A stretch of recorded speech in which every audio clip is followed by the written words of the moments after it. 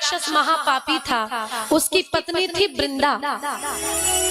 और कोई पतिव्रता पत्नी है अगर, और उसका पति अगर व्यभिचारी है, बुरे काम करता है, तो उसकी पत्नी अच्छी है, चरित्रवान है, इसीलिए वही उसका धर्म का कवच उसके पति की रक्षा करता है।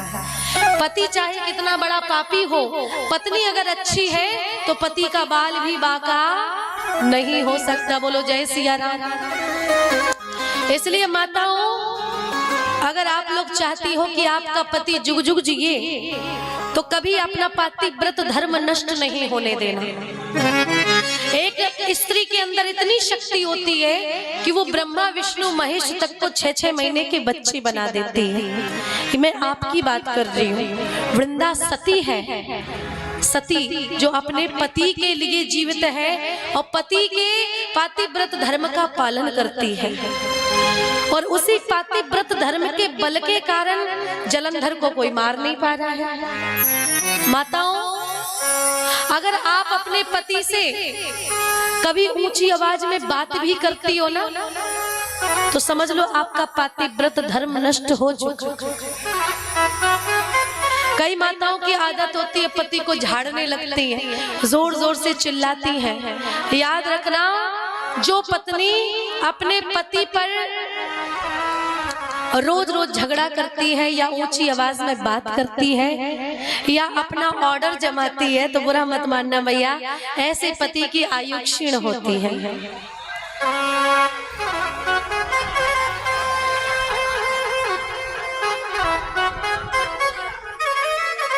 महाराज,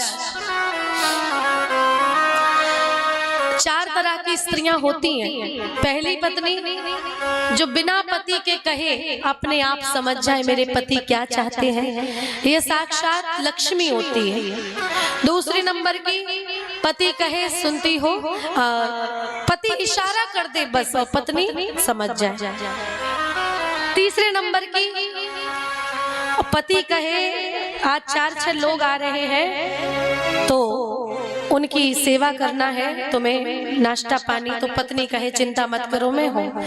चौथे नंबर की, पति कहे सुनती हो, पत्नी कहे बोलो तुम तो ऑर्डर दो, क्या कह रहे हो, जोर से चिल्ला के जो बात करें, अभी सुनाई देता है मुझे, बहरे नहीं हो गए।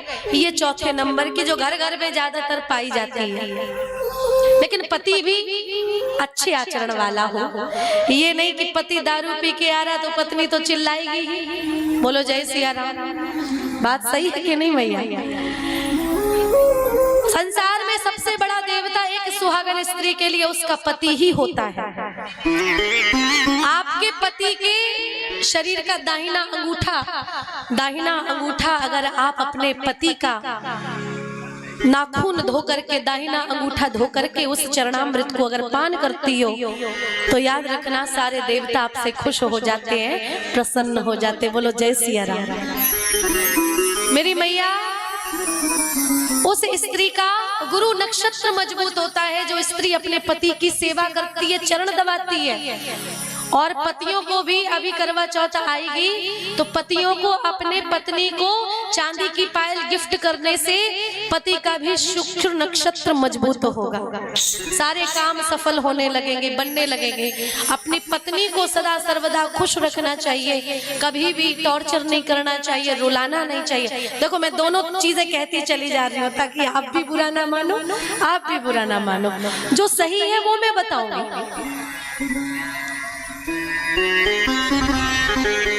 पत्नी को जो इंसान रुलाता है और बाहर सबको खुश रखता है, ऐसा पति की जेब खाली हो जाती है धीरे धीरे। हाँ। तो मेरी मैया, मेरे बाबा, आपकी पत्नी अगर आपसे कुछ डिमांड करे सोना चांदी का तो देते रहना चाहिए, क्योंकि पत्नी अगर 10,000 की कोई नाक कान की चीज लेगी, आगे चल के वो 50,000 की हो जाएगी। और आप अगर 50,000 की कोई गाड़ी लोगे 1 लाख की, तो वो धीरे धीरे आकर के 30-40 हजार की हो जाएगी। तो इन्वेस्टमेंट के हिसाब से भी सही है। और लक्ष्मी जी प्रसन्न होती है जिस घर में सही मार्ग से लाया हुआ सोना स्त्री के हाथों में दिया जाता है। जो पुरुष अपनी पत्नी को कमाया हुआ सारा हिस्सा थमा देता है तो याद रखना वहां लक्ष्मी सदा सर्वदा बढ़ती रहती है, क्योंकि घर की लक्ष्मी पत्नी होती है। बोलो जय सिया राम। और मेरी मैया आपको भी मैं बता दूं, एक पत्नी को अपने घर का कोई भी चीज अपने मायके नहीं देना चाहिए। अगर आप अपने घर का पैसा कोई वस्तु मायके देती हो तो ऐसे घर में वो स्त्री तो नरक जाती ही जाती है, उसके मायके वाले भी नरक जाते। बोलो जय सिया राम। बुरा मत मानना, जो सत्य है वो मैं बता रही हूँ, बाकी आपकी मर्जी। मैं हाथ पकड़ने नहीं आ रही, ऐसा मत करो। जो सत्य है वो मैं बोल रही हूँ। लड़की अपनी बेटी के घर का पानी तक नहीं पीना चाहिए, ऐसा शास्त्रों में बताया गया है कन्यादान के बाद। और कई लोग ऐसे होते हैं बेटी से पैसा मांगते हैं कि जरूरत है दे दो, कभी कभी चल जाता है, वापस कर देने चाहिए बाद में समय पर, लेकिन बेटी का कभी भी कर्जा नहीं लेना चाहिए, नहीं तो 7 जन्मों तक आपको चुकाना पड़ेगा। महाराज ऐसा शास्त्र कह रहे हैं। महाराज यही वृंदा जो है बड़ी पतिव्रता है, अपना पति कैसा भी है उससे उसे फर्क नहीं पड़ता, उसकी पूजा करती है, सेवा करती है, अपने पति को देवता मानती है। ये राक्षस गायों को मारता है, ब्राह्मणों की हत्या करता है, यज्ञ अनुष्ठान नहीं होने देता, लेकिन इसकी पत्नी बड़ी सुंदर है, सदाचारी है, सती है। और यही इसका सतीत्व जलंधर का कवच बन रहा है, इसको मरने नहीं दे रहा है। ब्रह्मा विष्णु महेश ने बहुत प्रयास किया जलंधर को समाप्त करने का, नहीं मार पाए। एक गाना बना था, हम छोटे से सुनते आ रहे, भला है बुरा है जैसा भी है मेरा पति मेरा देवता है। आपने भी सुना होगा। तो ये बात सही है, पतिव्रता नारी के लिए उसका पति कैसा भी हो उसके लिए देवता ही होता है मेरी मैया। और यही वृंदा सोचती है मेरा पति कैसा भी हो लेकिन मेरे लिए देवता है। शिव महापुराण में तो ये तक बताया गया है कि आपको अपने पति की सेवा करनी चाहिए। शंकर भगवान पे जल चढ़ाओ या ना चढ़ाओ, उससे भोले बाबा नहीं प्रसन्न होने वाले। प्रसन्न तब होंगे जब आप अपने पति के पानी मांगने पर तुरंत ग्लास लेकर के खड़ी हो जाओ। कई माताएं होती हैं, कथा सुन के जाएंगी और कहेंगे सुनो जी टिंकू के पापा, हाँ जी बड़ी प्यास लग रही है, 1 लोटा जल लेके आओ, फ्रिज में बोतल लगी है लेके आओ। टेरेस पे खटिया भी लेकर के जा रहे हैं और टिंकू की मम्मी बैठी है सेठानी बन के। ये पतिव्रत धर्म है क्या? बोलो।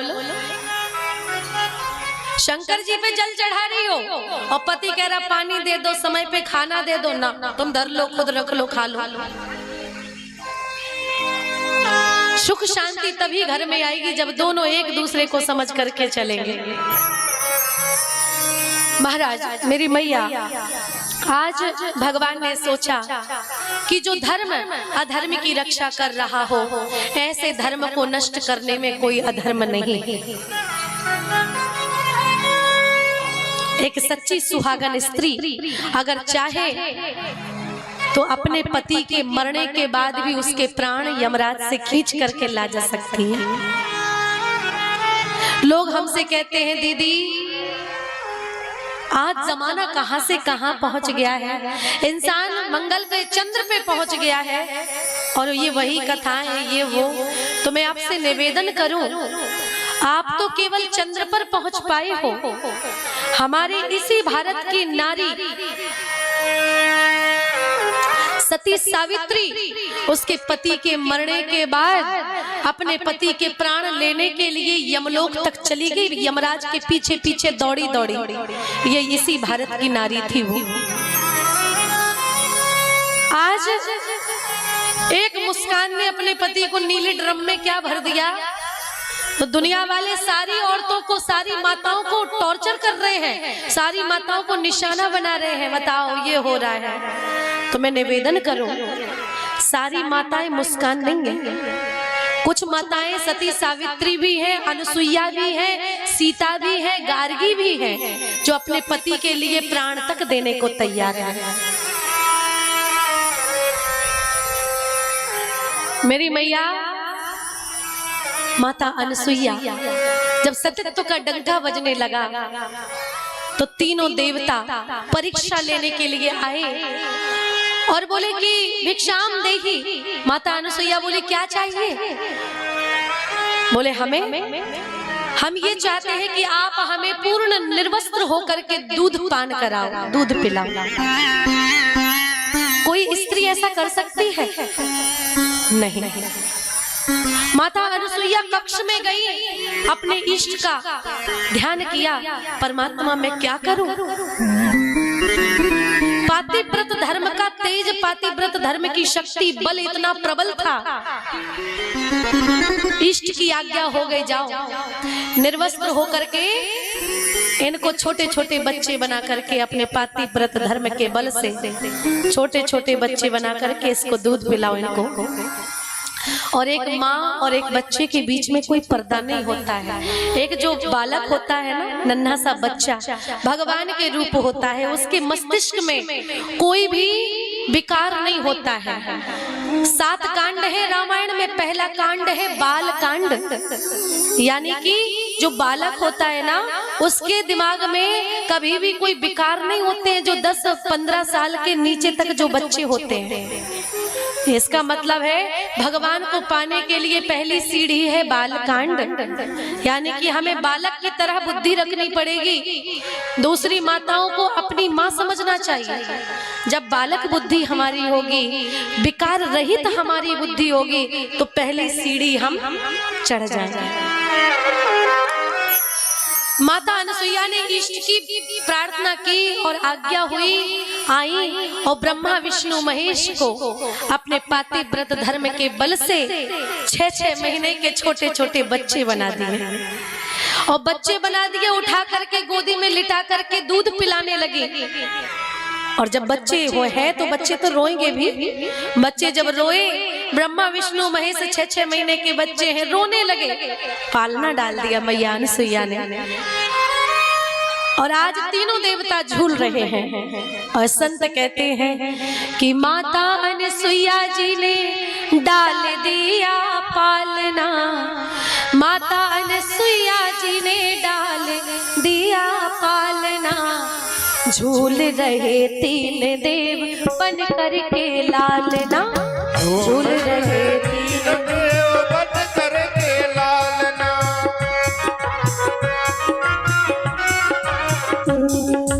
माता अनुसुईया जी ने डाल दिया पालना, माता अनुसुईया जी ने डाल दिया पालना।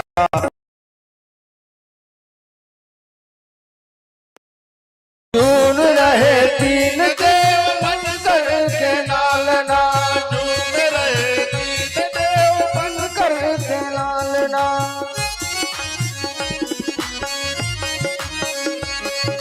जय हो।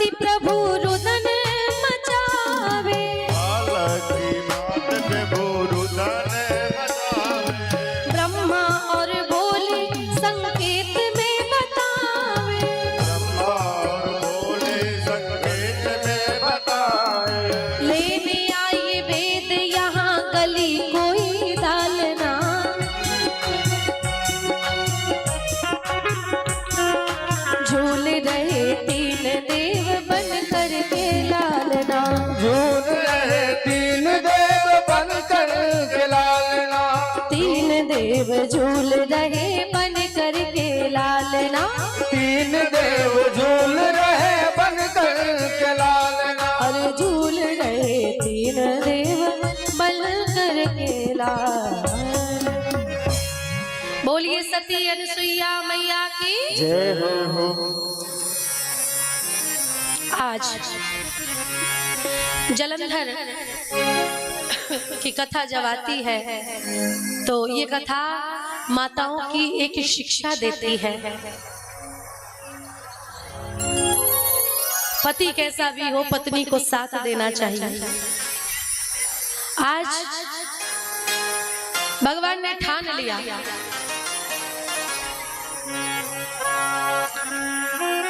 सती अनुसुईया की कथा तो आपको पता ही है। तीनों देवियां आई, ब्रह्माणी, पार्वती जी, लक्ष्मी अपने अपने देवताओं को ढूंढ रही हैं। कहाँ चले गए, कहाँ चले गए। झाड़ू पोछा बर्तन करना पड़ा अनुसुईया जी के यहाँ, बहू का कर्तव्य निभाना पड़ा। तब जाकर के अंत में कहीं माता अनुसुईया ने कृपा की और तीनों देवताओं को फिर से उन बच्चों को देवता के रूप में प्रकट किया। और तब जाकर के तीनों माताएं, तीनों मैया, तीनों देवियां अपने अपने पति के साथ में, कोई गरुड़ लोक गई, कोई देव लोक गई, कोई ब्रह्म लोक गई। तो यहाँ पर भगवान ने संकल्प किया कि हम जलंधर को मार करके रहेंगे। तो क्या किया, जलंधर को मारने के लिए भगवान शंकर इधर तैयार हुए फरसा लेकर के, और विष्णु भगवान जलंधर का रूप बना करके वृंदा के पास गए और बोले उठो वृंदा। वृंदा तप कर रही थी, वृंदा भजन कर रही थी, वृंदा यज्ञ कर रही थी, पूजा कर रही थी। उठो वृंदा मेरी सेवा करो। वृंदा बोली अभी तो मेरे पति मेरे से दूर गए थे, ये वापस कैसे आ गया। बोली चलो कोई बात नहीं, अपने पति की सेवा में गई। और ये तो भगवान आए थे जलंधर का रूप बना करके। और जैसे ही वृंदा के साथ में भगवान ने समागम किया, यहाँ पर वृंदा का पातिव्रत धर्म नष्ट हो गया। और इधर पति का ये सर है, तो ये सामने कौन है।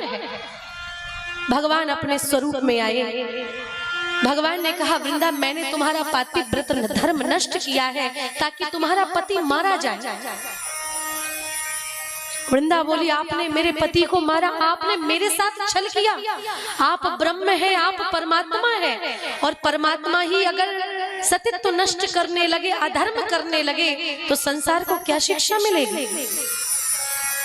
भगवान ने समझाया कि देखो जो धर्म अधर्म की रक्षा का कवच बनता है, जो धर्म अधर्म की रक्षा करने के लिए कवच बनता है, ऐसे अधर्म को नष्ट करने के, ऐसे धर्म को नष्ट करने के लिए अगर अधर्म करना पड़े तो उसमें कोई बुराई नहीं होती।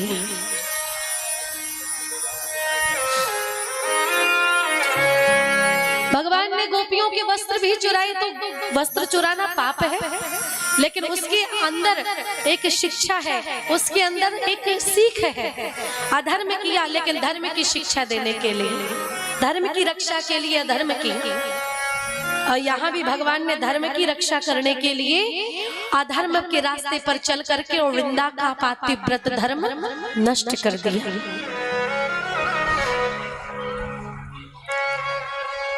महाराज जैसे इतना कहा तो वृंदा ने श्राप दिया कि आपने मेरा पातिव्रत धर्म नष्ट किया, मेरे पति को मारा, मैं श्राप देती हूँ तुम कठोर पत्थर के बन जाओगे। भगवान को शालिग्राम बनना पड़ा। और वृंदा ने कहा कि मेरे पति को तुमने मारा, इसीलिए मेरे पति ही अगले जन्म में तुम्हारी पत्नी का हरण करेंगे। और जैसे मैं बिलख रही हूँ ऐसे ही आप अपनी पत्नी के लिए रोगे। भगवान ने वृंदा के साथ में विवाह किया। भगवान शालिग्राम के रूप में प्रकट हुए। बोलिए शालिग्राम भगवान की जय हो। इस प्रकार से भगवान की वृंदा की कथा आती है। वृंदा यानी कि तुलसी। आज भी तुलसी का विवाह होता है भगवान के साथ में। तुलसी कन्यादान भी लोग करते हैं बड़े भाव से। ये वही तुलसी है, ये वही वृंदा है। भगवान को कितना भी भोग 56 भोग लगाओ, लेकिन जब तक तुलसी का एक पत्ता ना रखा जाए तब तक भगवान उस भोग को ग्रहण करने वाले नहीं हैं।